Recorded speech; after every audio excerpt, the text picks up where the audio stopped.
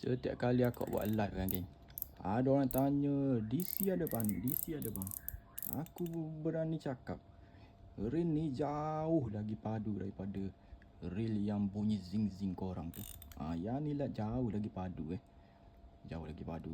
Dengan harga yang sama, korang akan dapat performa yang luar biasa, yang berbeza. Sebab apa aku boleh berani cakap macam tu? Yang ni geng, dia datang dengan 2 braking system.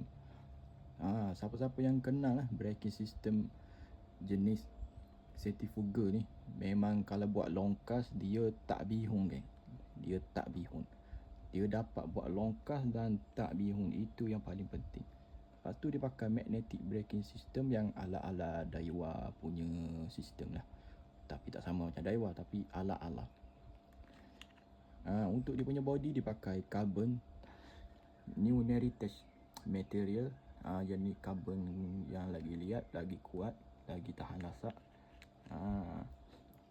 Memang padu geng. Okey, untuk cara tutup dia senang je. Korang just masukkan dia punya side plate ni dan tekan ke bawah.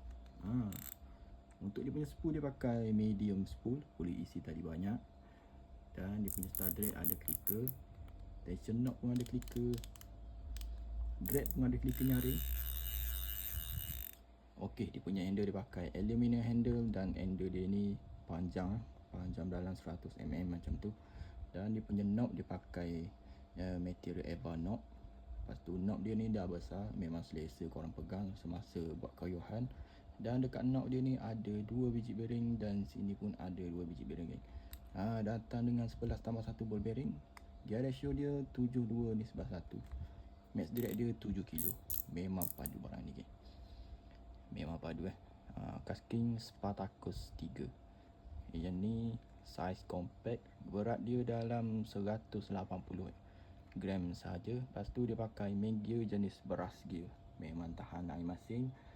Nak buat main game macam main Toman memang tak ada masalah geng. Nak henyak kaki-kaki henyak memang boleh pakai reel ni. Okey, kalau korang berminat dengan reel daripada jenama Kasking, itu Kasking Spartacus 3 ni, aku sediakan link kat bawah.